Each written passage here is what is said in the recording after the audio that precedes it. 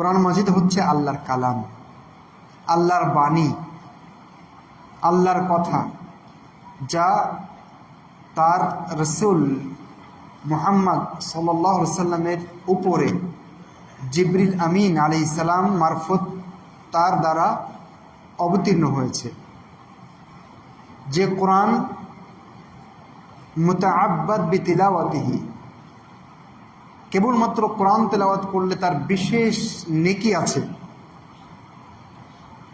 আল মুআজাজ বিলফযিহি, এর শব্দ ভাণ্ডার, এর বাক্যের ধরন, এর আয়াতের প্রত্যেকটা সূরা মুআজিজা।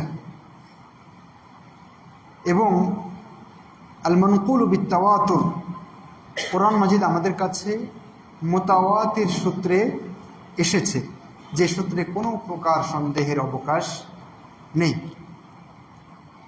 যেটি লিখিত আকারে মুসহাফের ভিতরে আমরা দেখতে পাচ্ছি, যার শুরু সূরাতুল ফাতিহা দিয়ে, শেষ হয়েছে সূরা আন-নাস দিয়ে। এ হচ্ছে কোরআন মাজিদের সংজ্ঞা। এভাবে আমরা কোরআন মাজিদ চিনব। এখানে সবচেয়ে গুরুত্বপূর্ণ যে পয়েন্ট, সেটি হচ্ছে যে কোরআন মাজিদ যে আল্লাহর কালাম, এটা আমাদেরকে আগে স্বীকৃতি দিতে হবে, এটা আমাদেরকে আগে বিশ্বাস করতে হবে। কোরআন মাজিদ মাখলুক নয়, এটা আল্লাহর সৃষ্টি নয়, বরং এটা মহান রব্বুল আলামিনের কালাম, তার কথা, তার বাণী, এটা তার সিফাত। দুটোর ভিতরে পার্থক্য অনেক। আকাশ জমিন যেমন ব্যবধান, এই দুটো কথার ভিতরে তার চেয়ে বেশি ব্যবধান। কোরআন মাজিদ আমাদের বিশ্বাস করতে হবে যে এটা মহান রব্বুল আলামিনের কালাম, তার সিফাত, তার গুণ বৈশিষ্ট্য, তার বাণী। তিনি সত্যি সত্যি মানে এটা তিনি বলেছেন। সেই হিসেবে আমাদের এখানে একটা বিশ্বাসগত ব্যাপার আছে। সেটা কি? সেটা হচ্ছে মহান রব্বুল আলামিনের কোনো সিফাত সৃষ্ট নয়, মাখলুক নয়। মহান রব্বুল আলামিনের কোনো সিফাত বৈশিষ্ট্য সৃষ্ট নয়। যেহেতু কোরআনও আল্লাহর একটা সিফাত, অতএব কোরআন মাজিদও সৃষ্ট নয়। এবং আপনারা জানেন যে এই মাসআলা নিয়ে আদিকাল থেকেই যারা কোরআন এবং সুন্নাহর অতন্দ্র প্রহরী, যারা নির্ভেজাল কোরআন এবং হাদিসের দাওয়াতকে, তাওহীদের নির্ভেজাল দাওয়াতকে প্রচারের জন্য সবসময় এগিয়েছিলেন, তারা এই মাসালা নিয়ে বিদাতীদের সাথে, ভ্রান্ত বিশ্বাসীদের সাথে অনেক তাদের ফাইট করতে হয়েছে। এই তালিকায় আছেন ইমাম আহলুস সুন্নাতি ওয়াল জামাআহ, ইমাম আহমদ ইবনে হাম্বল। তাকে কোরআন সৃষ্ট নয় এই ফতোয়া দিয়ে তৎকালীন শাসক কর্তৃক অনেক জুলুম এবং নির্যাতনের শিকার হতে হয়েছিল। সেজন্য আমাদের এই কনসেপ্ট, এই বিশ্বাস অবশ্যই প্রথমে ক্লিয়ার করা উচিত এবং দৃঢ়ভাবে ধারণ করা উচিত যে কোরআন যেটা আমরা পেয়েছি সেটি আর কিছু নয়, এটি মহান রব্বুল আলামিন বলেছেন, এটা তার বাণী, এটা তার কথা। এর বাইরে কোরআন সৃষ্ট, এটা মাখলুক, এই বিশ্বাস যদি রাখি তাহলে আমরা মারাত্মক ভুলের ভিতরে আছি এবং এই ভুল সংশোধন করতেই হবে। আমি আপনাদেরকে ইমাম মালিক রাহিমাহুল্লাহর একটা বাণী শোনাই। তিনি বলেছেন, মান ক্বালা আল কুরআনু মাখলুকুন ইউজাউ দরবান ওয়া ইউহবাসু হাত্তা ইয়াতুবা। যে ব্যক্তি বলবে কোরআন মাখলুক, এটা সৃষ্ট, তাকে শাস্তি দিতে হবে এবং তাকে তওবা না করা পর্যন্ত বন্দি রাখতে হবে, জেলখানায় হোক বা অন্য কোথাও হোক।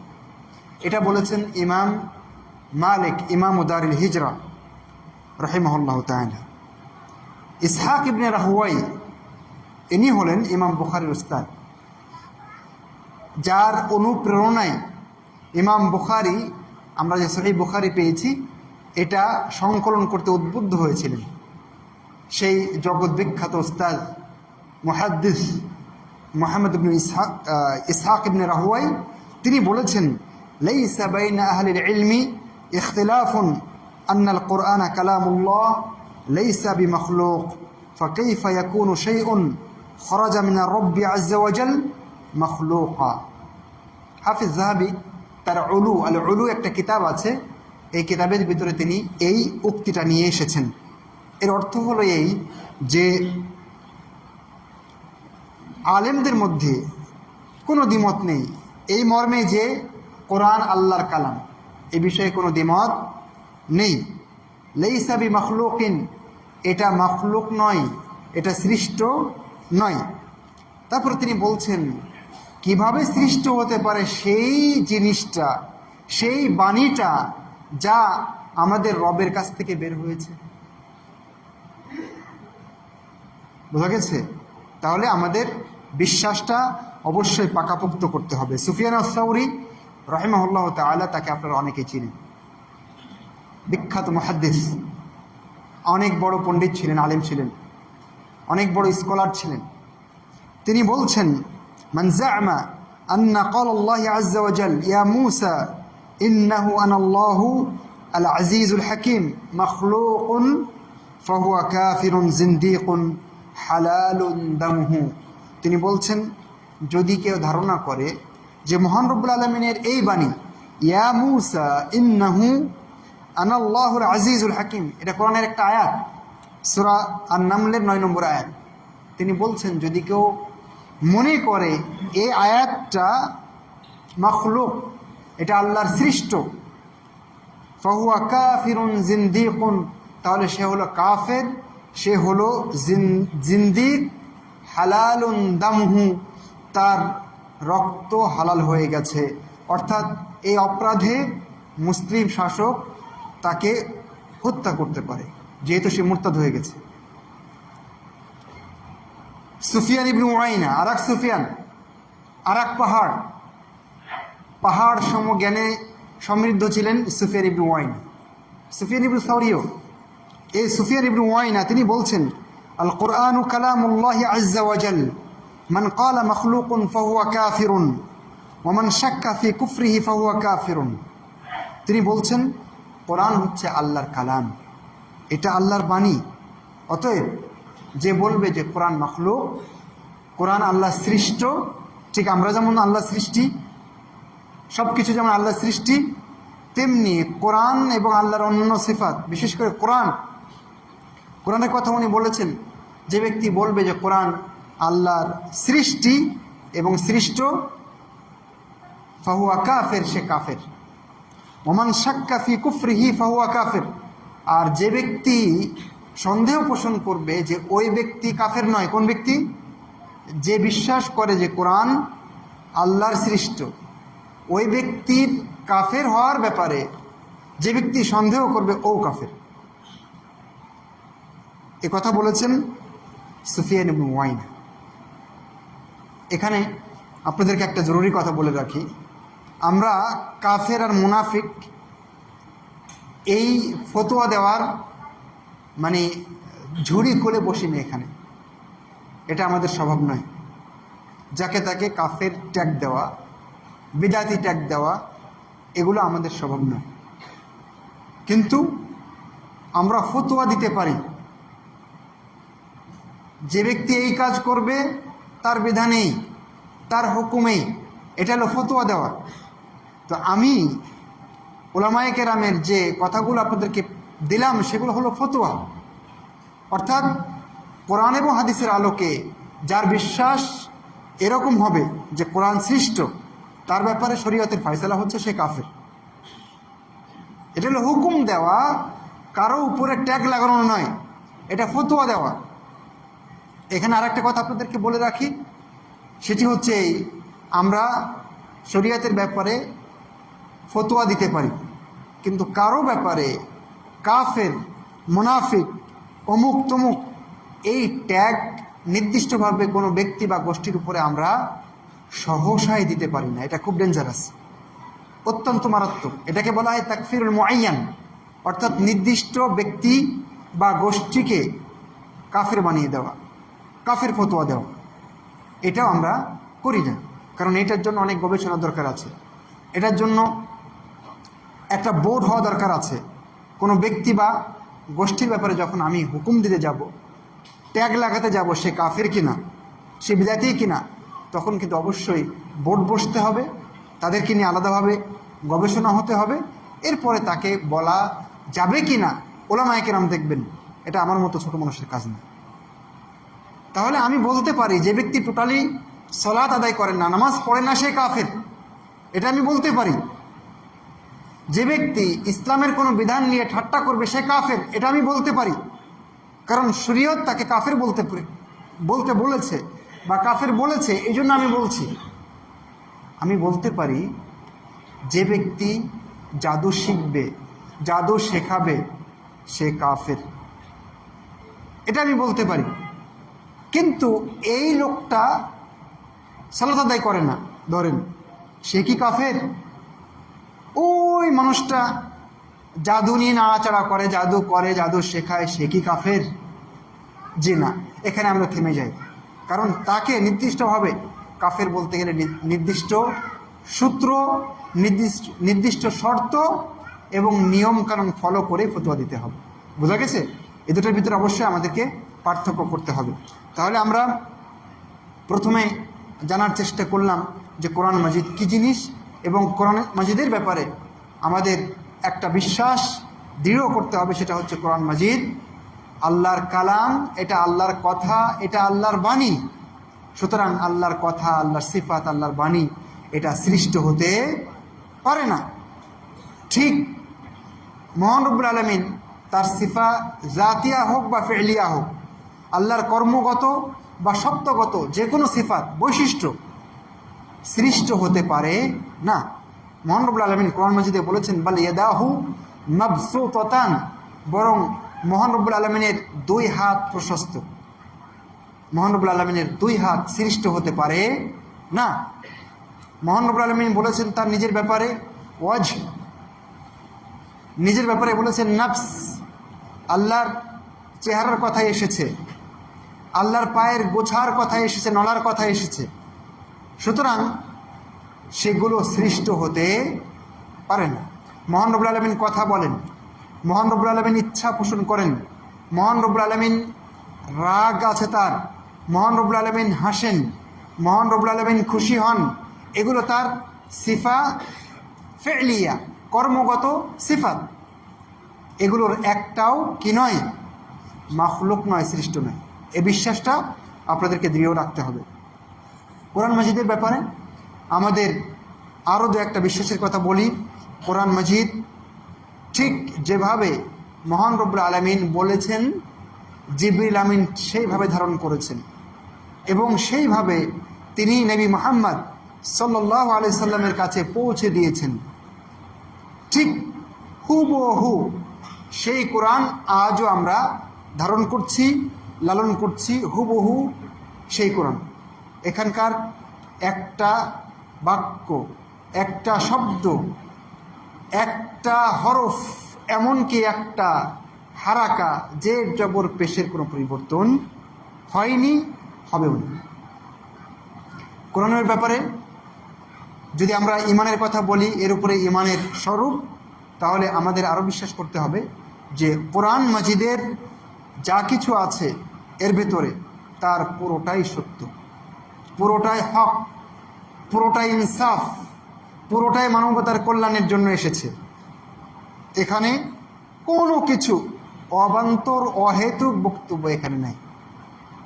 এখানে যা কিছু আছে পুরোটাই খাঁটি, এখানে যা কিছু আছে পুরোটাই সত্য, হক, ইনসাফপূর্ণ। এটা আমাদেরকে বিশ্বাস করতে হবে।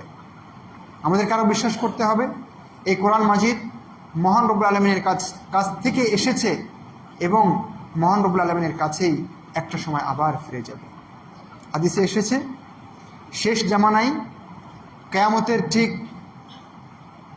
আগের সময়ে কোরআন মাজিদ আল্লাহর কাছে উঠে যাবে, একেবারে অবিকল যেভাবে এসেছে ঠিক সেভাবেই আল্লাহর কাছে উঠে যাবে।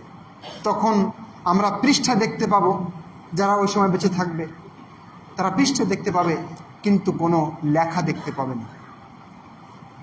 ওই সময় যারা কোরআনের হাফেজ ছিল তাদের বুকে আর কোরআন থাকবে না, একটা আয়াতও বলতে পারবেন না।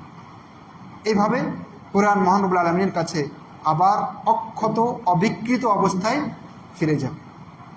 সম্মানিত উপস্থিতি, এই কোরআন নিয়ে আমরা কথা বলবো আজকে প্রথম পর্বে।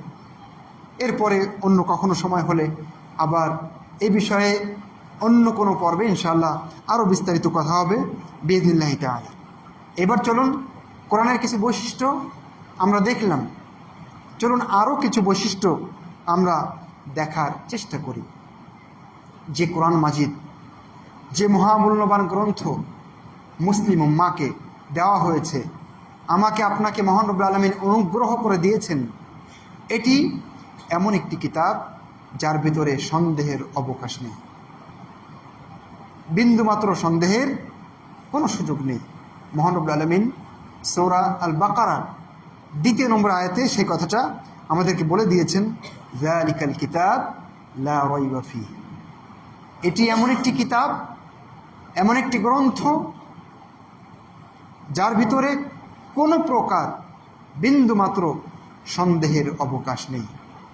কোরআন মাজিদ যে মহাগ্রন্থ মুসলিম উম্মাহকে দেওয়া হয়েছে, যেটাকে মুসলিম উম্মাহ ভুলে গিয়েছে, যেটাকে মুসলিম উম্মাহ ধারণ করতে পারেনি, যেটাকে মুসলিম উম্মাহ তাদের জীবন বিধান হিসেবে, তাদের সংবিধান হিসেবে গ্রহণ করতে পারেনি, সেটি এমন একটি কিতাব যেটি সংরক্ষণের দায়িত্ব মহান রব্বুল আলামিন নিজেই নিয়ে নিয়েছেন, নিজের কাঁধেই তুলে নিয়েছেন। মহান রব্বুল আলামিন বলেছেন, ইন্না নাহনু নাজ্জালনা আয-যিকরা ওয়া ইন্না লাহু লাহাফিজুন।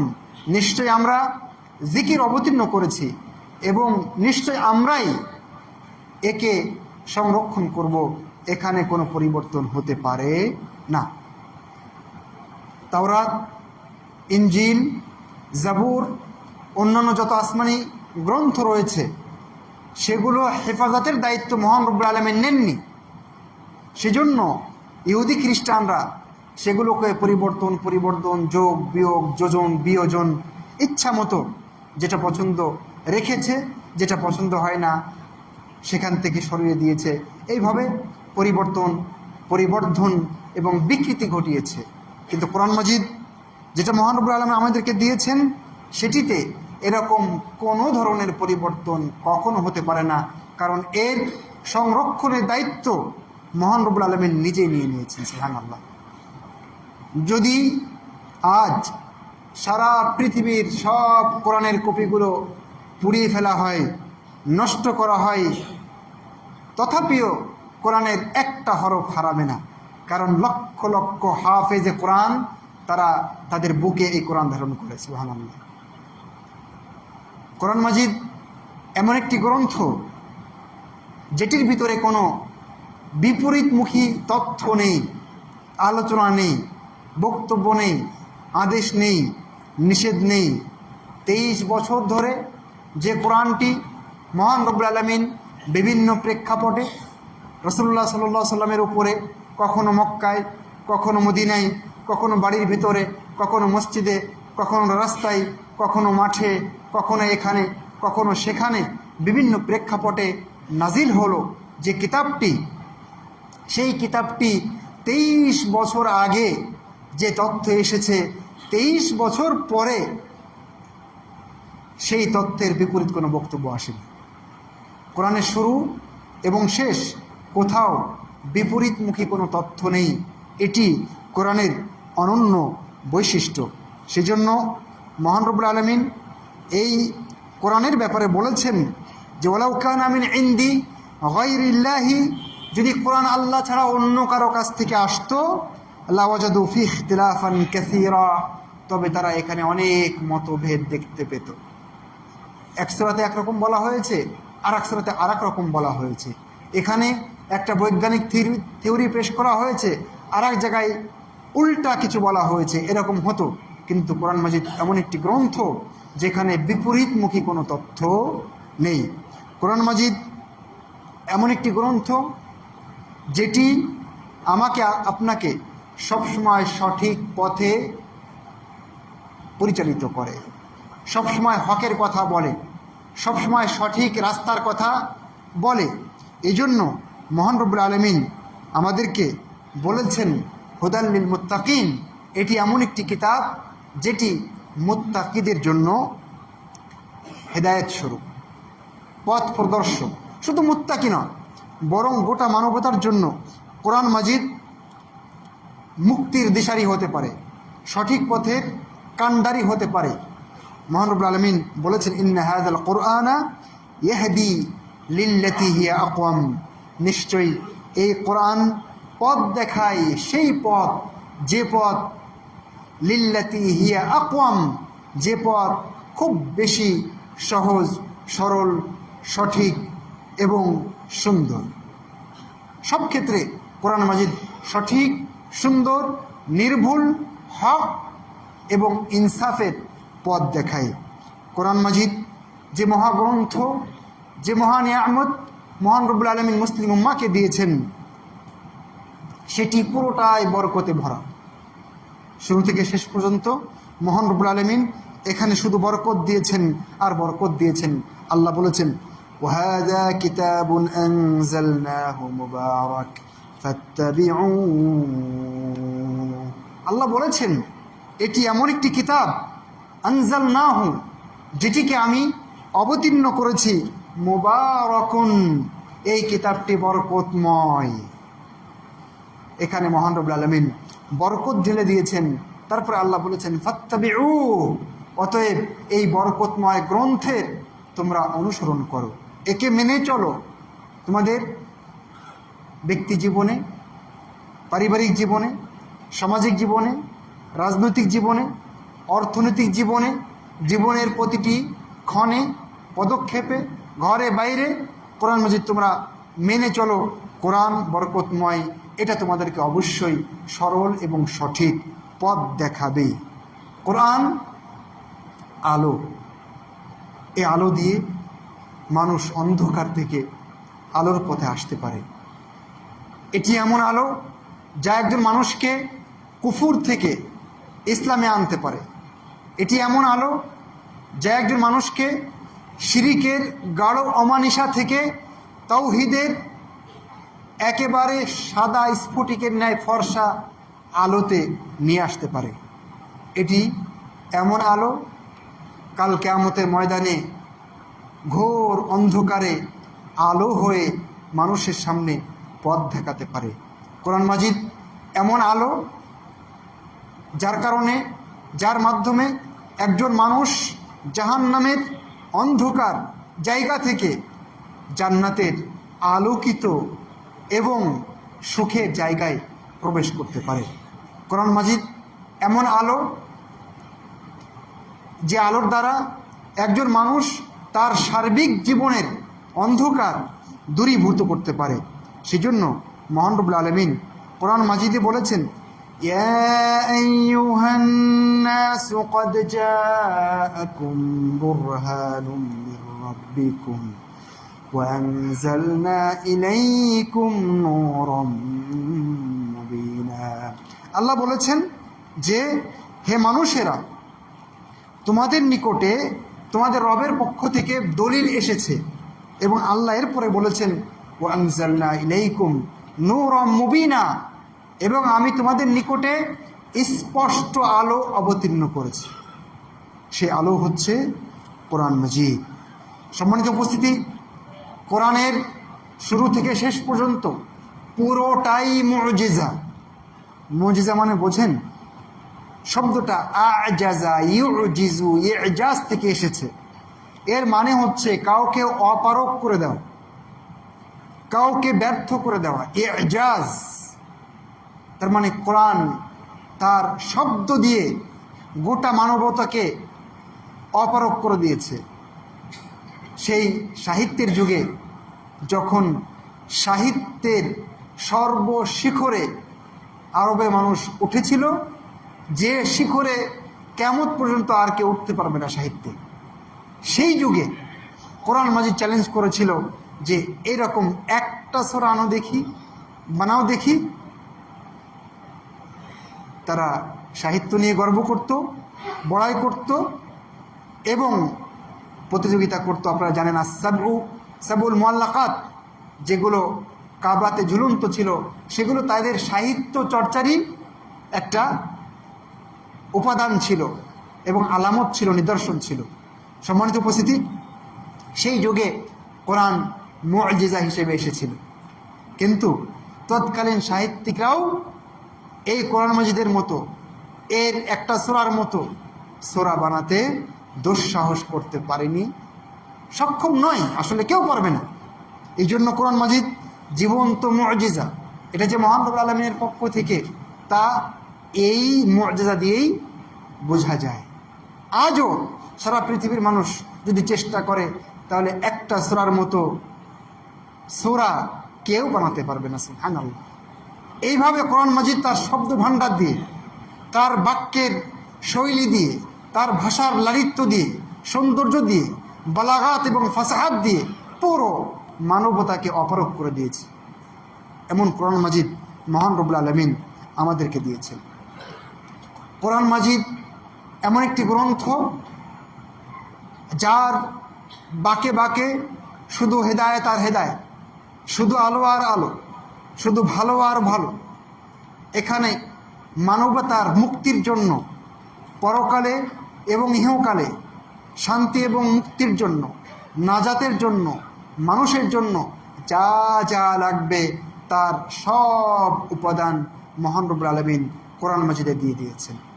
মানুষের আকীদা, মানুষের বিশ্বাস, ঈমান, আমল, লেনদেন, মুআমালাত, চলাফেরা, তার পারিবারিক জীবন, সমাজ জীবন, অর্থনৈতিক জীবন, মানুষের আচার ব্যবহার, সব কিছু, যা কিছু মানুষের লাগবে তার সব কোরআন মাজিদে মহান রব্বুল আলামিন দিয়ে দিয়েছেন। সুবহানাল্লাহ।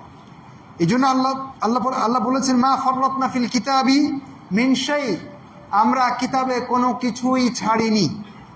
এর ব্যাখ্যায় ইমাম কুরতুবী রাহিমাহুল্লাহ বলেছেন, এখানে কিতাব বলতে দুইটা উদ্দেশ্য হতে পারে। একটা হলো লাওহে মাহফুজ, অর্থাৎ তাকদীরের লিখন, যেখানে কোনো কিছুই বাদ পড়েনি। উনি আর একটা বলেছেন ওয়াকিলা আই ফিল কোরআন, আর একটা হতে পারে যে কোরআনে মহান রব্বুল আলামিন কোনো কিছুই ছাড়েননি। তিনি বলেছেন, মা তারাকনা শাইআন মিন আমরিদ্দিন ইল্লা ওয়াকাদ দাল্লালনা আলাইহি ফিল কোরআন, অর্থাৎ দিনের ব্যাপারে আমি কোরআনে কোনো কিছুই ছাড়িনি, যা যা লাগবে তার সব কিছু আমি কোরআন মাজিদে বলে দিয়েছি। তাহলে কোরআনে আমি সব দিয়েছি, এর মানে হচ্ছে একজন মানুষের ইহকালে শান্তির জন্য এবং পরকালে মুক্তির জন্য যা কিছু লাগবে তার সব কিছু কোরআন মাজিদে রয়েছে। এখানে অনেকে ভুল করে থাকেন, অনেকে ভেবে থাকেন যে কোরআন মাজিদে বৈজ্ঞানিক সব তথ্য আছে। না, সব তথ্য এখানে থাকবে না, বরং এটা হলো হেদায়েতের গ্রন্থ। এটা আপনাকে মাথায় রাখতে হবে। এটা হলো পরকালে মুক্তি এবং দুনিয়াতে শান্তির জন্য যা যা লাগে তার সব আছে। কোনোটা বিস্তারিত বলা আছে, কোনোটা ইশারা ইঙ্গিত দেওয়া আছে, কোনোটা সূত্র বলা আছে। কিন্তু এটা তো বৈজ্ঞানিক গ্রন্থ নয় যে এখানে বিজ্ঞানের সব কিছু থাকতে হবে। হ্যাঁ, বিজ্ঞানের অনেক থিওরি এখানে আছে, এখানে রাজনীতির অনেক নির্দেশনা আছে, এখানে অর্থনীতির অনেক নির্দেশনা আছে, সামাজিক জীবনের অনেক নির্দেশনা এখানে আছে। কিন্তু সব দিক এবং বিভাগ পাই টু পাই এখানে থাকতে হবে, ব্যাপারটা এরকম না। আমাদেরকে বুঝতে হবে এটা হলো আমাদের সংবিধান, আমাদের জীবন বিধান। এখানে আমার আপনার মুক্তির জন্য যা কিছু দরকার তার সব আছে। সম্মানিত উপস্থিতি, তাহলে আমরা এত সময় নিচ্ছিলাম কোরআন মাজিদ তার বৈশিষ্ট্য কী। আরও দু একটা পয়েন্ট আমরা নেওয়ার চেষ্টা করি। কোরআন মাজিদ শুধু পরকালের কথা বলে না, শুধু জান্নাতের কথা বলে না, শুধু মরার পরের জীবনের কথা বলে না, বরং কোরআন মাজিদ দুনিয়ার কথাও বলে, তাই না?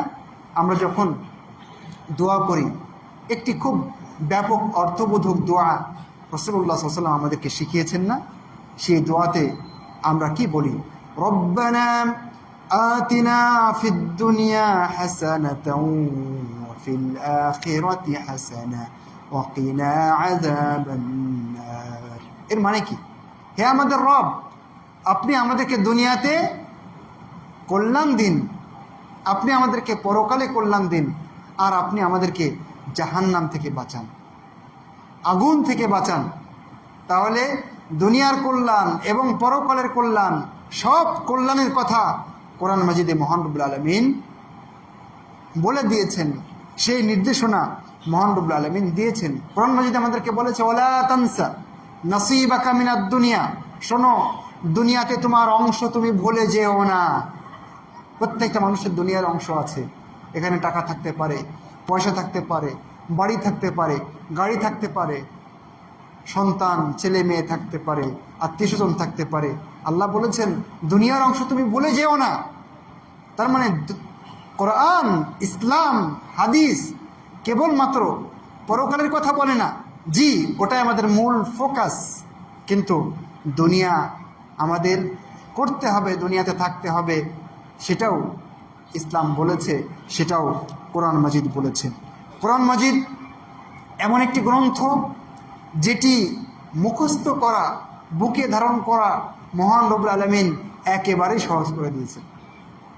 দেখেন না, কেউ কেউ 1, 2, 3 মাসে পুরো কোরআন মুখস্থ করে ফেলে, আছে না? 7 বছর বয়সে কোরআন মাজিদের হাফেজ এরকম দুনিয়াতে নাই। 10-10-এর আশপাশে, 11, 12, 9 এই বয়সী বাচ্চারা দুনিয়াতে লক্ষ লক্ষ আছে যারা পুরো কোরআন মাজিদকে সূরা ফাতিহা থেকে সূরা নাস পর্যন্ত এই কোরআন মাজিদটা বুকে ধারণ করেছে। তো মহান রব্বুল আলামিন এমন একটা গ্রন্থ দিয়েছেন যেটিকে ধারণ করা খুব সহজ করে দিয়েছেন। আল্লাহ বলছেন, ওয়ালাকাদ ইয়াসসারনাল কুরআন লিযিকর, আমরা কোরআনকে খুব সহজ করে দিয়েছি লিযিকর, উপদেশ গ্রহণের জন্য, মুখস্থ করার জন্য, ধারণ করার জন্য, বোঝার জন্য। সব ক্ষেত্রে কোরআন মাজিদ অত্যন্ত সহজ এবং সাবলীল। সম্মানিত উপস্থিতি, আমরা আপাতত কথা শেষ করলাম। আকুলু কওলি হাযা ওয়া আস্তাগফিরুল্লাহ লি ওয়া লাকুম ওয়া লিসাইরিল মুসলিমিন।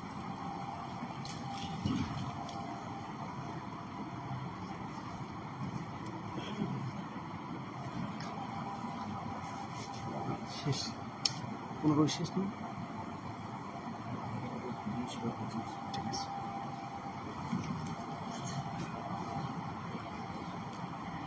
إن الحمد لله وحده والصلاة والسلام على من لا نبي بعده أما بعد। সম্মানিত আস-সুন্নাহ কমপ্লেক্সে উপস্থিত মুসল্লিবৃন্দ, আমরা দেখছিলাম কত মহামূল্যবান গ্রন্থ মহান রব্বুল আলামিন আমাদেরকে দিয়েছেন। কি তার বৈশিষ্ট্য, কি তার মর্যাদা, কি তার মূল্য, সেটা আমরা দেখছিলাম। আমরা আরও কয়েকটা পয়েন্ট নেব। হয়তোবা আজকে আমরা দ্বিতীয় অংশে, অর্থাৎ কোরআন শেখানো এর কি মর্যাদা, সেটা হয়তোবা আজকে আলোচনার সুযোগ হবে না। শুধুমাত্র কোরআন মাজিদের পরিচয়, এর ব্যাপারে আমাদের বিশ্বাস এবং এর যে কি মর্যাদা এবং মাহাত্ম্য রয়েছে, সেই বিষয়ে কথা নিয়ে আজকে আমাদের আলোচনা শেষ করতে হবে। তো আমরা দেখছিলাম মহাগ্রন্থ আল কোরআন, এটি আমাদের জন্য মহান রব্বুল আলামিনের পক্ষ থেকে অমূল্য রতন। সেজন্য আমরা দেখেছি এই কোরআন মাজিদ শিফা, এই কোরআন মাজিদ আরোগ্য। এটা মনের আরোগ্য, এটা শরীরের আরোগ্য। এটা মনের রোগ ভালো করতে পারে কোরআন মাজিদ, এটা শরীরের রোগও ভালো করতে পারে। কিছু কিছু কোরআন মাজিদের আয়াত আছে এবং সূরা আছে যেগুলো পড়ে, ফু দিলে, পানিতে পড়ে পান করলে, বা আরও যে সমস্ত পদ্ধতি আছে অবলম্বন করলে যে কোনো রোগ আল্লাহ ভালো করে দিতে পারে, বিষ পানি হয়ে যেতে পারে। আপনারা ওই যে কয়জন সাহাবীর ঘটনা জানেন, যারা ভ্রমণরত ছিলেন কোথাও, সেই এলাকার নেতৃস্থানীয় একজন ব্যক্তিকে সাপ বা বিচ্ছুতে দংশন করেছিল।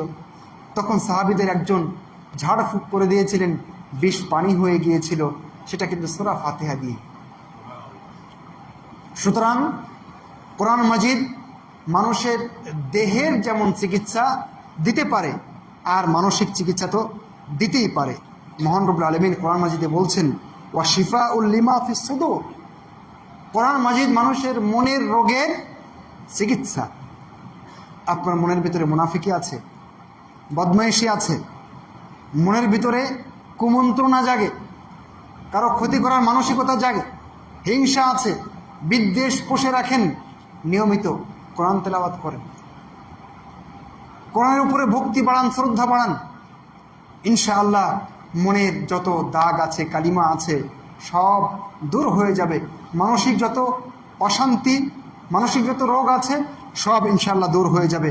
অনুরূপভাবে শারীরিক সমস্যার দিকেও মহান রব্বুল আলামিন ইঙ্গিত দিয়েছেন।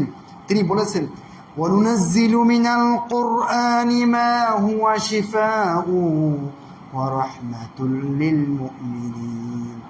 তিনি বলছেন যে আমরা কোরআন অবতীর্ণ করেছি যেটি শিফা, আরোগ্য। এখানে মনের আরোগ্য, শরীরের আরোগ্য, যে কোনো আরোগ্য, যে কোনো চিকিৎসা কোরআন হতে পারে। মহান রব্বুল আলামিন সেই কথাই বলেছেন। কোরআন মাজিদ এমন একটি গ্রন্থ যেটি ছাড়া ইসলামের দ্বিতীয় রকম সালাত, নামাজ আদায় করা যায় না, নামাজ হয় না। রাসূলুল্লাহ সাল্লাল্লাহু আলাইহি ওয়াসাল্লাম বলেছেন, লা সালাতা লিমান লাম ইয়াকরা বিফাতিহাতিল কিতাব। সূরা ফাতিহা পড়ে না যে তার সালাত নাই। এমন মূল্যবান গ্রন্থ, সালাত শুদ্ধ হওয়ার জন্য মহান রব্বুল আলামিন যে গ্রন্থের অংশ বিশেষ করে সূরা ফাতিহাকে পড়ার বিষয়টা অবধারিত করে দিয়েছেন, ওয়াজিব করে দিয়েছেন, বরং রুকুন করে দিয়েছেন। সম্মানিত উপস্থিতি, কোরআন মাজিদ এমন একটি গ্রন্থ যেটির একটা দারুণ প্রভাব আছে মানুষের মনের ভিতরে, এর দারুণ প্রভাব আছে। যে কেউ যদি কোরআন শোনে তাহলে তার ভিতরে দাগ কাটবেই কাটবে। আমরা দেখেছি যে মানুষের ভিতরে, এমনকি কাফের মুশরিক, তাদের ভিতরেও দাগ কাটে। সেজন্য শুধুমাত্র কোরআনের আওয়াজ পেয়ে, কোরআনের সুর শুনে বিশ্বের অনেক কাফের মুশরিক মুসলিম হয়ে গেছে এবং আজও হয়। আমি আপনাদেরকে ওয়ালিদ ইবনুল মুগীরার বক্তব্য শোনাই। ওয়ালিদ ইবনুল মুগীরা কাফির মানুষ, মুশরিক ছিলেন। তিনি বলছেন, ফাওয়াল্লাহি মা হুয়া বিশি'রিন ওয়ালা বিসিহরিন ওয়ালা বিহাযি মিনাল জুনুনি ওয়া ইন্না কওলাহু মিন কালামিল্লাহ ওয়া ইন্না লাহু লাহলাওয়া ওয়া ইন্না আলাইহি লাতলাওয়া ওয়া ইন্নাহু লায়া'লু ওয়া মা ইউ'লা আলাইহি। হাফিজ ইবনে কাসির এই বক্তব্য পেশ করেছেন তার তাফসিরে। এর মানে ওয়ালিদ ইবনে মুগীরা তিনি মুশরিক মানুষ ছিলেন। তিনি বলছেন, আল্লাহর কসম, এটা কবিতা নয়, কোরআন এটা জাদু নয়, এটা পাগলামি নয়, পাগলের প্রলাপ নয়, এটা তো মহান রব্বুল আলামিনের কালাম। ওয়া ইন্না লাহু লাহালাওয়াতান, এর আছে মিষ্টতা, এটা শুনলে মিষ্টি লাগে। ওয়া ইন্না আলাইহি লা তিলাওয়া আও তলাআ, আর এর ভিতরে একটা কোমলতা, সফট কর্নার কাজ করে, সুন্দর লাগে। ওয়া ইন্নাহু লা ইয়া'লু, নিশ্চয়ই এই কোরআন উপরে যাবে, এর উপরে আর কিছু আসতে পারবে না। চিন্তা করতে পেরেছেন? কোরআনের এমনই জাদুময়ী, জাদুকর প্রভাব রয়েছে, এমনকি জিনদের উপরেও এর একটা প্রভাব আছে। কখনো ভালো, কখনো মন্দ। মন্দ বলতে খারাপ জিনও কোরআনের আওয়াজ শুনে তারা পালিয়ে যায় না, আবার যারা ভালো আছে তারা প্রভাবিত হয়ে ইসলাম গ্রহণ করে। ওই যে দল, জিনের দল, যাদের ঘটনা মহান রব্বুল আলামিন সূরা আল জিনের ভিতরে উল্লেখ করেছেন, সেই জিনেরা কোরআন শুনে কি বলেছিল? বলেছিল, ইন্না সামি'না কুরআনান আজাবা, নিশ্চয় আমরা একটা আশ্চর্য কোরআন শুনেছি। ইয়াহদি ইলা রুশদি, যে কোরআন সঠিক হেদায়াত, ভালো পথ দেখাই, ফাআমান্না বিহি, অতএব আমরা এই কোরআনের উপরে ঈমান আনলাম। ওয়ালান নুশরিকা বিরব্বিনা আহাদা, আর আমাদের রবের সাথে আমরা কোশ্চিন কালেও কাউকে শরীক করতে পারি না। দেখেছেন কোরআন কি জাদুময় গ্রন্থ মহান রব্বুল আলামিন আমাদেরকে দিয়েছেন। যত পড়বেন, যত শুনবেন, বিরক্তি আসে না? আসে। প্রতিদিন আমরা কমপক্ষে ফরজ সালাতে, ফরজ নামাজে 17 বার সূরা ফাতিহা পড়ি। আর সুন্নাত সহ কতগুলো রাকাত হয়? আরও অনেক হয়। প্রত্যেক রাকাতে আমরা সূরা ফাতিহা পড়ি না? বলেন তো, একবারও কি মনে হয় যে এটা পুরাতন কিছু পড়ছি? যতবার পড়ি পড়তে মন চায়, যত শুনি ততই শুনতে মন চায়। এই যেন কখনো পুরাতন হবার নয়। যত দারুণ গান হোক, যত দারুণ সঙ্গীত হোক, নাশিদ হোক, যত দারুণ স্পিচ বক্তব্য হোক, দেখবেন একবার, দুইবার, তিনবার, 5 বার, 6 বার শুনলে 2 মাস, 1 বছর পরে তা পুরাতন হয়ে যায়, ব্যাকডেটেড হয়ে যায়। কিন্তু কোরআন মাজিদ এমন গ্রন্থ যা চিরযৌবনা, সবসময় এ যুবক থাকে, সবসময় তরতাজা থাকে, কখনোই পুরাতন হয় না। যতবার পড়ি, যতবার শুনি, যতবার ওর দিকে তাকাই, ততই ভালো লাগে, ততই নতুন লাগে, কখনোই বিরক্তি আসে না। সুবহানাল্লাহ। এমন একটি গ্রন্থ মহান রব্বুল আলামিন আমাদেরকে দিয়েছেন। এই গ্রন্থ আমাদেরকে শিখতে হবে, ধরতে হবে। সেই আলাপ ইনশাআল্লাহ অন্য কোনো পর্বে আপনাদের সাথে বলা যাবে।